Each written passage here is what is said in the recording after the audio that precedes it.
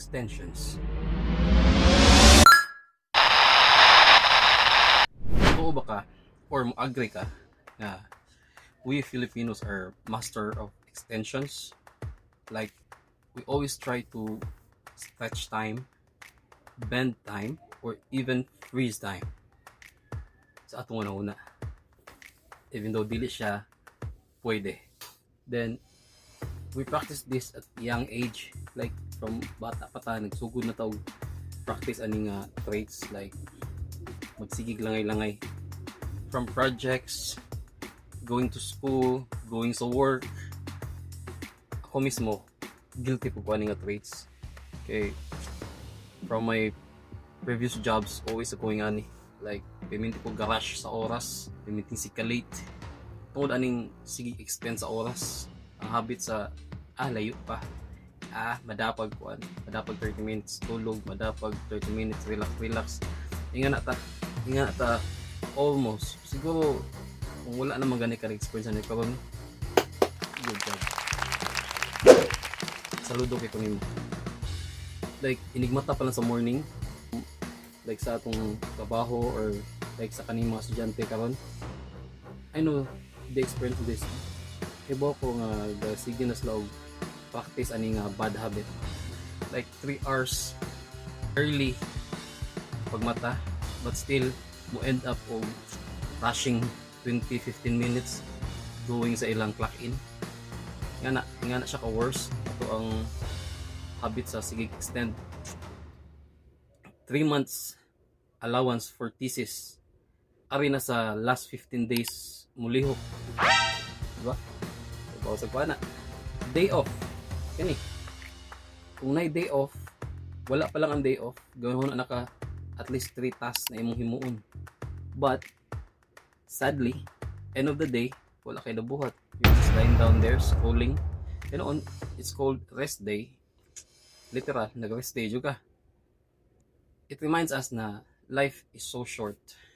Maybe extending time is not an option. We always try to think we can control time, but it's not. Maybe it's a reminder for us na maybe we need to cherish time, be on time, and it reminds us na how much more if kita mismo gaapasta sa oras, how much more to ang mga parents, mama atong papa, even our lolos, especially our lolos and lolas. Maybe it reminds us na we need to, especially sa katong mga minyo na katong abroad, katong pagpila na ka years nalayo sa ilaha. If you have a good relationship sa imong parents, maybe you take time to visit them once in a while, talk to them, kumustahon nimo, like sing magmahay ka ba nga if time na negotiate ka, dili na nimo siya ma-extend, and then it came to a point na wala na, tumahay na ka, napuno na ng regrets nga wala nimo tagaan og oras, bisan gamayng oras lang, like bisan sa pagtawag lang gani, since naa naman tayo mga phone karon. Kaya ako, even though layo na ako sa mua, once makaadto ko sa kan, like at least makatakbay lang gamay, makahatag gamay nga to sa balay sa akong parents, madto man ko, mangumusta lang sa kadiyo to kayo, nagay times nga 5 minutes lang beso-beso, kumustahan lang. It reminds us na life is short, hindi na ito makontrol ang time.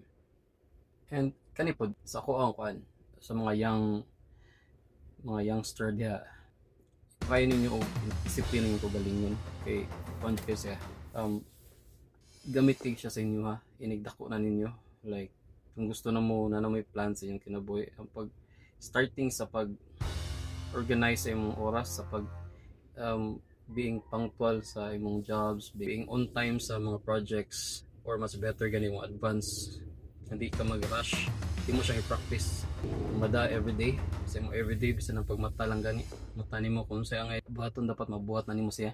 Okay, gamit siya, it's always think nga literal time is gold, referring to any situations like relationship nimo sa imong parents, lifetime sa imong parents, lifetime relationship mo sa imong siblings.